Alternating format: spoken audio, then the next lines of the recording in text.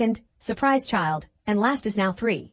Since having kids it's been tough to get time together. Both of our parents live a few hours drive away. There aren't many babysitters we've found that can handle our rambunctious boys. Husband works a demanding, stressful job and has had to cancel vacation plans more than once over the last 6 years because of a terrible boss. We were seeing each other for what felt like minutes every day, and our children, while wonderful, demanded a lot of our time and energy. His boss changed about 6 months ago. Immediately his hours became more reasonable and his stress levels went down. Still long hours and troublesome days, but better. We had evenings together again, but something was different. It felt like we were strangers, just roommates who had kids together.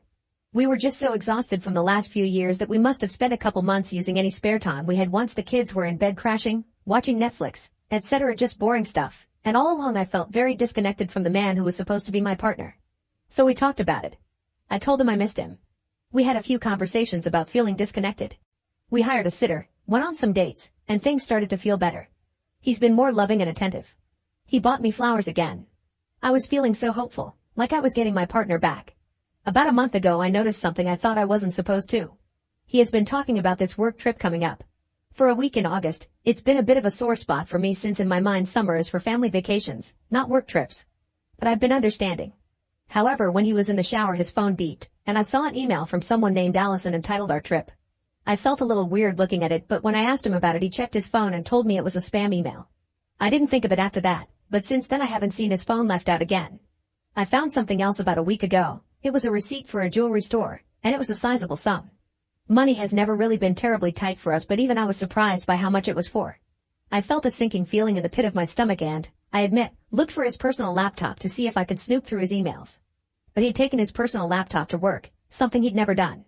I was getting nervous but somehow didn't want to bring it up with him. Maybe I was trying not to believe it. But this morning I found his credit card bill in his sock drawer. Why was he hiding it, you ask? There were transactions going back over the last month, all for stores that men typically don't shop at. I added them up and he has spent a few $100s on what looks like women's clothing and lingerie. I haven't seen anything from these stores in our house, so who are they for? He is working better hours but still away some evenings. He could be spending at least an evening a week with someone else. I don't know what to think, but I fear the worst. Is there someone else? Was I too unavailable when our kids were younger? Is he going on a trip with them? Is it this Allison person? What am I going to do if he leaves me? He's buying her presents, for God's sake. Doesn't that usually mean a man is moving on or falling in love somewhere else? I don't know what to do. I don't know any of his passwords, so I can't snoop. I could call his office to make sure he is actually there. When he says he is, but if I talk to anyone I think I'm just going to start bawling again. He should be home in a few hours. What am I going to do? I don't want to raise my kids alone. I don't want to be alone. I think I found proof my husband is cheating on me. I just had a very strange conversation with my sister. I told her everything. I was getting really worked up and emotional and crying again. She interrupted me and told me, sis, it's going to be fine. You need to calm down and talk to husband when he gets home. I promise everything is okay. Hang up the phone, take a bath or something, calm down and wait for husband to get home. Then she said she loved me and she hung up. My husband texted.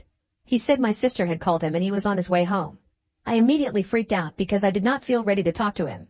I was super pissed at my sister for calling him, and to be honest I felt like the entire world was falling down around my ears. I broke down. I didn't even know where I was, but when I heard the front door open I realized I was on my knees in the kitchen sobbing. My husband skidded around the corner and when I saw him I just started crying harder.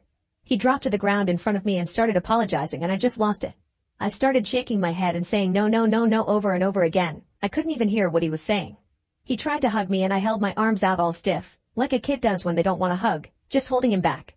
It took me a few minutes to register what he was saying, but he was repeating over and over, I'm sorry for scaring you, please listen to me, you need to hear what's going on, I'm not cheating, please listen to me, just over and over. I finally stopped and just said what? I just was so drained and confused. It was good news. The story all came out. After our big talks about reconnecting he called my sister for advice. My sister's idea was to have him spirit me away for a surprise weekend getaway while she and my brother-in-law took the kids. She connected him to her friend, a travel agent, remember Allison? To get the ball rolling.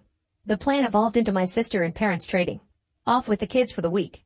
The jewelry receipt is for a necklace, for me, to wear out to dinner on our trip.